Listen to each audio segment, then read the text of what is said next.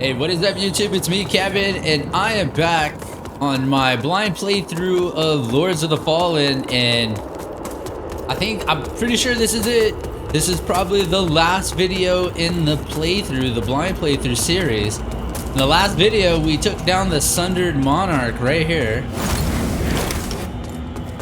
In fact, even though it's not that far, let's just plant a seed right here. And so now, we're fighting what may be the final boss, Adyr.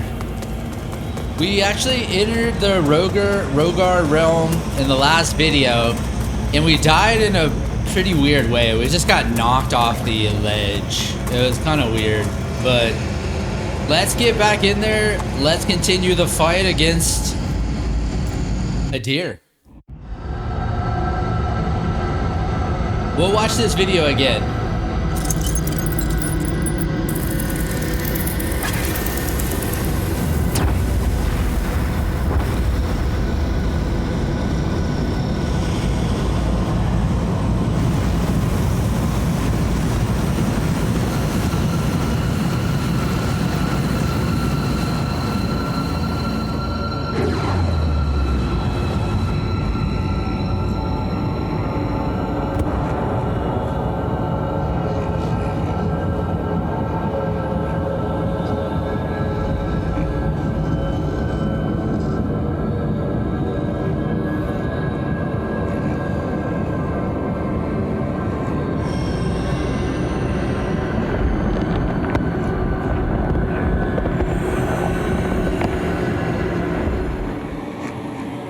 Adyr, is this gonna be the queen?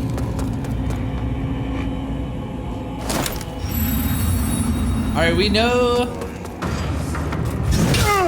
anything like there's a ritual thing up front, and anybody marked with a deer is like there's a deer's symbol. They take damage. I remember this guy having this parasite. Why do you refuse to open your eyes to their manipulations? To millennia of shameful distortions of the truth? For eons, I stood as mankind's guardian, shepherding them with wisdom and love. Yet in return, I was betrayed. Those three power-hungry malefactors who declared themselves judges turned my own children against me, and waged a terrible war of needless slaughter. Okay, I think, yeah, see, like, these that have the symbol, take damage. The judges, crazed for every time. Oh my god, I can't move. Who remained loyal to me. And when I created the Rogar as a means to put an end to the madness, they too were no match for the Adyr forces. In the end, even I fell, although the judges found themselves unable to kill a god, despite their best efforts.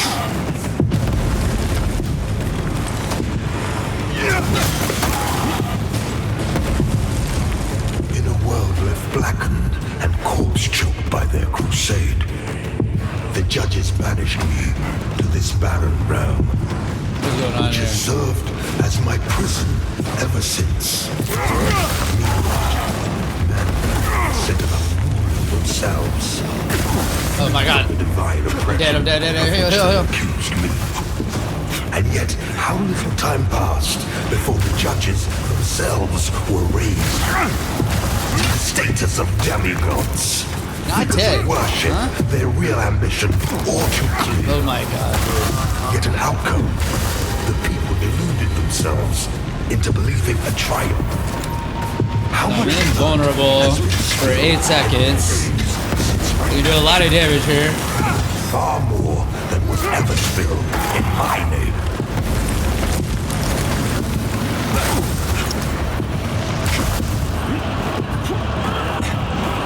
And now, after all the time mankind have had to shape their own destiny, see what they have made of it. War, greed, hatred, suffering, chaos. They believed they were capable of guiding themselves. But So annoying. Mankind needs me now more than ever. Did I take the fire word? Did not take the fire word. And what of other beings who claim godhood? Where are they? Dropping fire, dude. Like, What of Odious and the abhorrent Umbral creature? They are cowards, hiding in foresight and obfuscating shadow, deeming you unworthy of their presence, their communion. And yet, here I stand before you with true words and open arms. For I love all of my children. Each wayward oh, one. dude, what is going on? Like, this is so dumb. I can't get a chance to, like, have any health.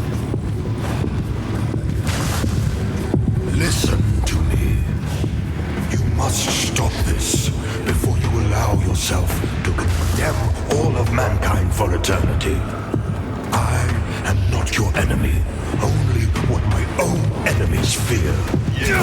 The loss of the dominion they have established for themselves. What? Absence. Cease your misguided violence.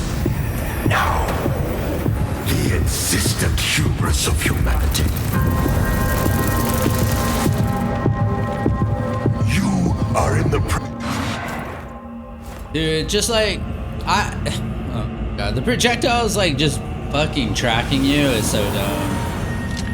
I actually like really don't like that about this game.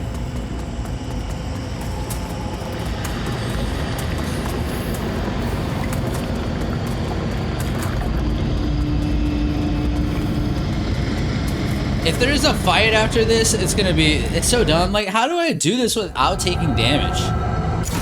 Because every time you go to attack one of these things, they freaking have like an AoE on the ground. And then they explode.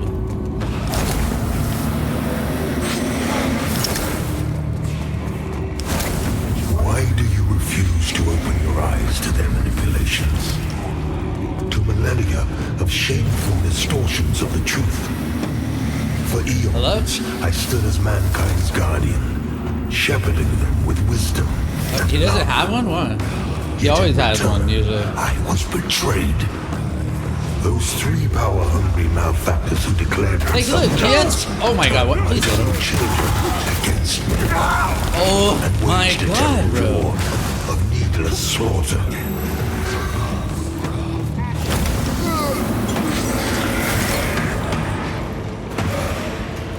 The judges and their crazed followers butchered those who remained loyal to me. And when I created the Rogar as a means to put an end to the madness, they too were no match for the evil forces. In the end, Like, I just take damage. I can't do this without taking judges damage. found themselves unable to kill a god, despite their best efforts.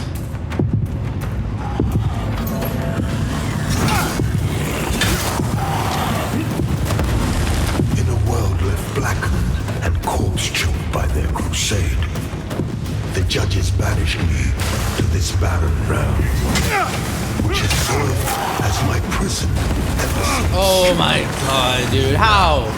Mankind set about ruling themselves, free from the divine oppression of which they accused me. Please. And yet, how little time passed before the judges themselves were raised to the status of demigods, figures of worship, their real ambition all too clear. Yet an outcome, the people deluded themselves into believing a triumph. How much blood has been spilled in their names since my banishment? Far more Oh my was ever god. spilled in my name. This is annoying. Like, having a heavy weapon actually kind of sucks here. I'm dead, I can't move. After all the time mankind have had to shape their own destiny, see what they have made of it. War, greed, hatred, suffering, Oh my and chaos. god, dude. They believe they were capable of guiding themselves. I took damage through that? Actually, I'm supposed to be invulnerable. Sorely mistaken. Mankind needs me now more than ever.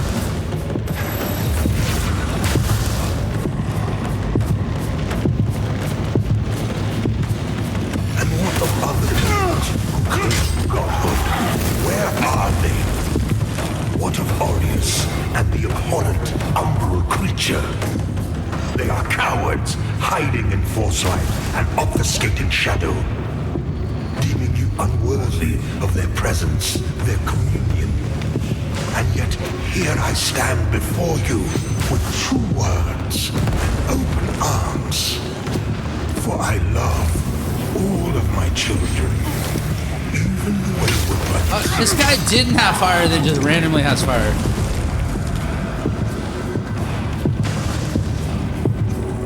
Listen to me. You must stop this before you allow yourself to condemn all of mankind for eternity. I am not your enemy. What is going on? What my own What is he fear. missing? The loss of the dominion they have established for themselves in my absence. Cease your misguided violence. Now.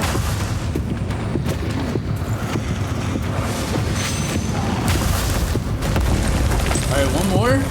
You are in the presence of a god-human. What happened to the other one? You're gone. I formed you from nothing and can just as easily destroy you. Yet Right, you now what? dare defy my will.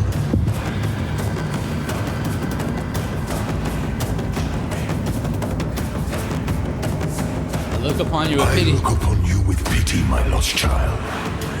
For you have been deceived and enslaved by forces who regard you as nothing more than an instrument through which they might enact their blasphemous will and prevent my rightful return.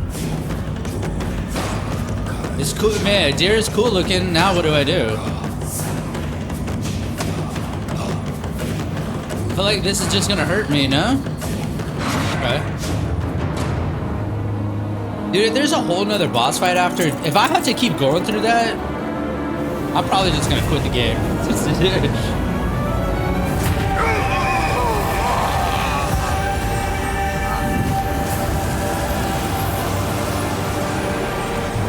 I wouldn't do that. I'm just gonna spam axes though.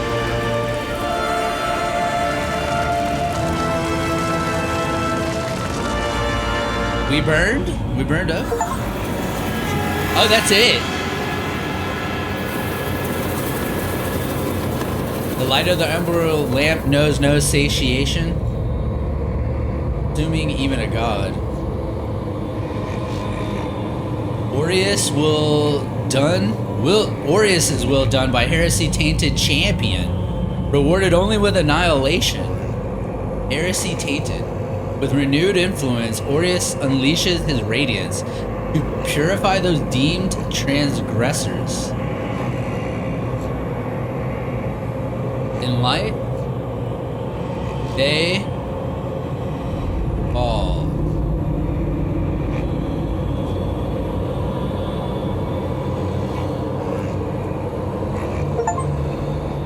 In light, reach the radiant ending. So that's a radiant ending. The ending was just text?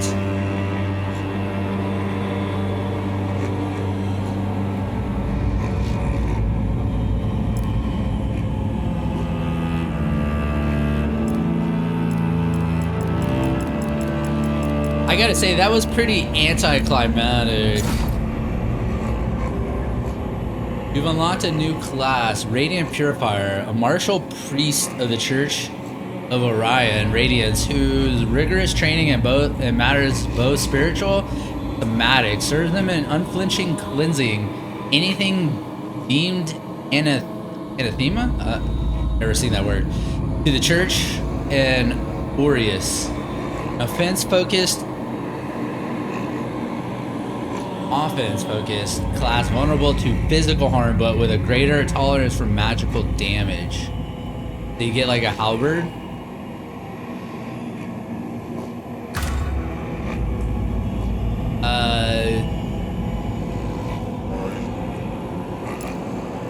No, we'll keep it on the same. Keep it on the same one. So that's it. We beat the final boss. We beat the game. The final boss was rather anticlimactic. What happens if I go back to Skyrest?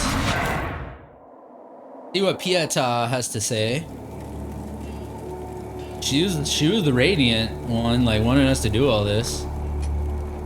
Nothing to say. The Abbey is the only home I've ever known besides the orphanage. It pains me to see it now, as it does to see my afflicted brothers and sisters who roam its halls and courts. But I take comfort in knowing that salvation is finally at hand for all, except those who instigated this corruption. Okay, well, is the Exactor Dunmer anything? Nothing. Man, that's weird. Okay. Well, we beat the game, I guess. Yeah. That was kind of anticlimactic, to be honest. I guess since we beat the game, kind of time where I like to give my review of the game.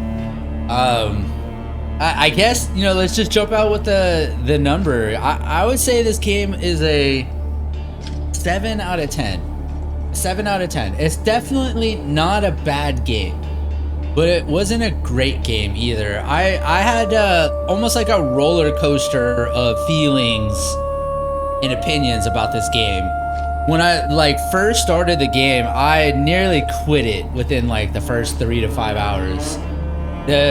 The biggest problem with this game is definitely the mobs. You just fight way too much enemies at once. They make mob battles the hardest part about the game, and that makes the game tedious. It makes it exhausting, especially because like the dual realities, right? The Umbral Realm and the Axiom, I guess, or I don't know if it's Axiom Realm or whatever, but the main realm and then the Umbral Realm. So anywhere you are, I mean, there's just hordes of enemies, just non-stop. And some can be challenging. It's just more challenging just because of the sheer density and the non-stop aggression, you know? And honestly, that's not fun. It kind of makes it a drag on the world, because I thought the world was extremely cool. I think one problem I do have with the world, there was a little too much in terms of shortcuts. There were all these little tiny shortcuts you were opening like maybe every corner you turned around, and that kind of got exhausting.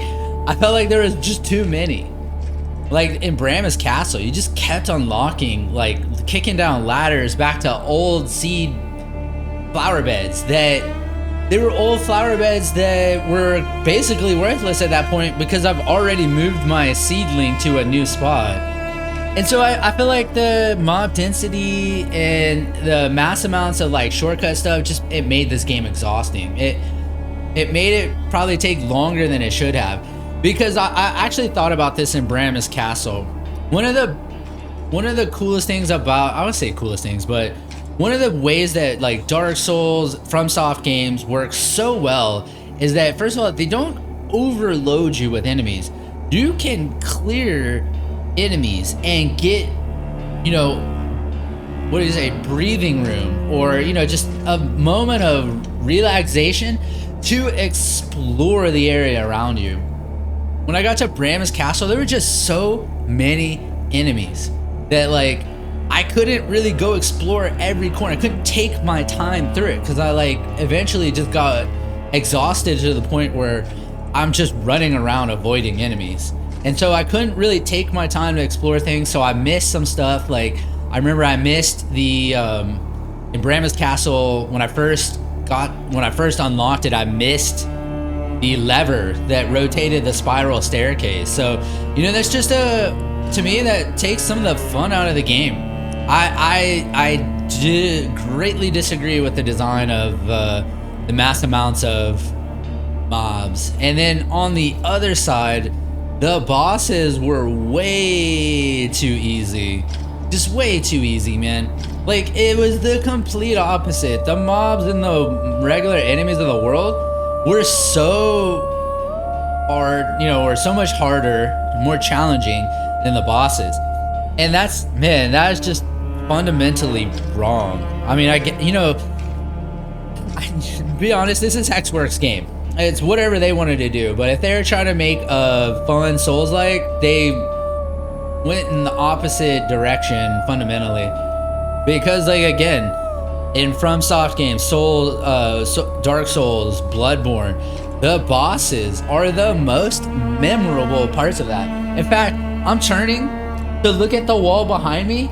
I have Wilnir, I have Nameless King, I have Yorm, I have Pontus Sullivan, I have German, I have Lady Maria, and I have the Looking Glass Knife. I have these posters on my wall because I like just, the bosses are great. These are like trophies on my wall. Pontus Sullivan was a bitch, you know? Lady Maria was a bitch. And I fucking conquered them after getting my ass beat repeatedly, and now they're on my wall like a fucking trophy. And the bosses in this game, I will never have that like affinity for. They're all forgettable. The biggest challenge I've faced with a boss was Pieta, the first boss, and that was just because, you know, you're trying to figure out how to play the game. If I go back and fight it right now, it'll probably take me, I don't know if I'll beat her at first try, but it'll probably like just, you know, within like 3 tries, which is true of all the bosses in the game. All the bosses I beat in like 2 or 3 tries. I think the Light Reaper probably took me about 6 or 7. But they, you know, they had kind of like a bit of a healing gimmick. So, you know, if they didn't have that healing gimmick, I bet I would have beat them in, you know, 2 or 3 tries. But Pieta, I know, took me about 10 or so tries. And again, that's just because of, you know, learning the game. And that'll lead me to another slight, you know, downgrade on this. The combat is good. The combat is good. I think it's a little too floaty. You know, like, you leap too far, your swipes move you too far. The camera has a slightly dramatic delay to it. Like, it's cinematic camera, so instead of like locking on and following behind you, like, and it does that when it pans out. Like, I remember like noticing this very dramatically in the Pieta fight. It would pan out a little bit, and if you if I'm locked on a Pieta and I rolled around her, the camera had a delay before it would follow and get behind my back again. And that was a big problem. I had to get used to that. That's why the Pieta fight was a little tough for me, because I would do that. Like, the camera would be delayed, and Pieta would actually be between my character and the camera, so I couldn't actually see my character on the other side of Pieta. But Pieta, whatever, you know, however you say her name. And yeah, that the combat, you know, like, it wasn't bad. No, it was still pretty good, don't get me wrong. And by the way, I'm starting with the negatives. This game, much like Liza P, in my opinion, are excellent first attempts by a brand new developer team. You know, I mean, all things considered, this was a 7 out of 10 game. Overall, I did enjoy the game. And I think the devs did an excellent job, considering this was their first attempt at a Souls-like. I mean, actually, incredible job, considering it's their first attempt at a game. You know, developing a game, let alone a Souls-like, which has to be just an incredible challenge to put together. So those were the negatives that dragged it down for me. The boss, I think the biggest problem were the bosses. You know, they were just too easy, forgettable. I mean, and when I say forgettable, they were actually pretty cool. They were just so easy that, you know, they were not memorable because of that. I didn't get the Souls-like adrenaline from, you know, kicking their ass after they kicked my ass for a couple hours or something.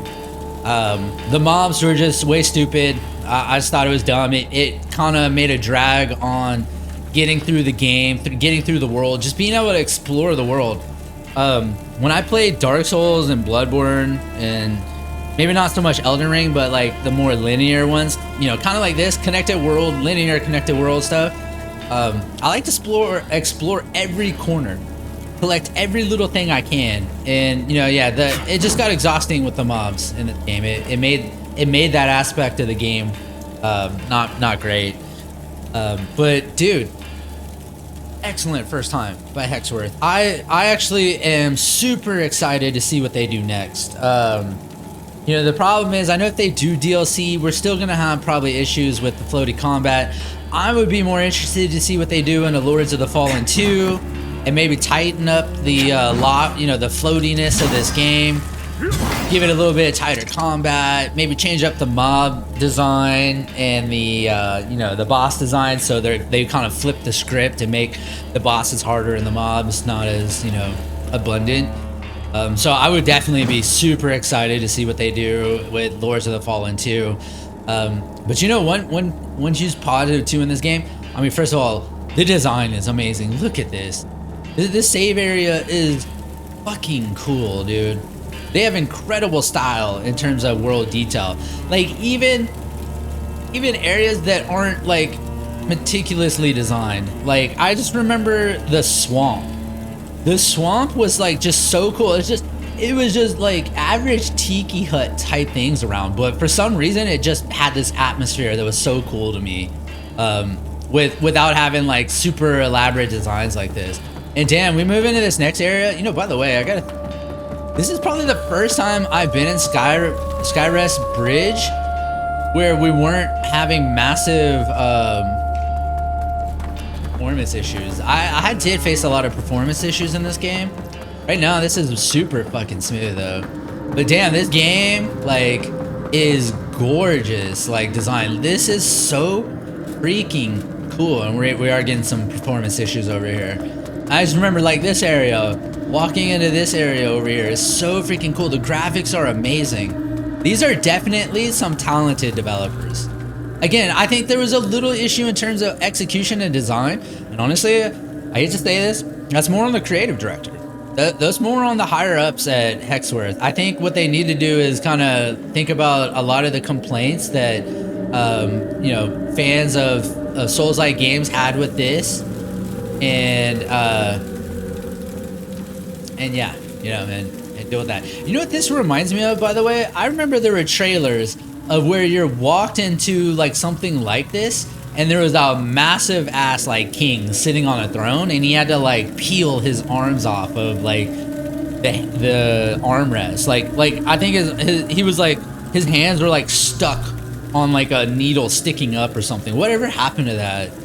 That was in a trailer, but it's not here. So that must have been like cut content.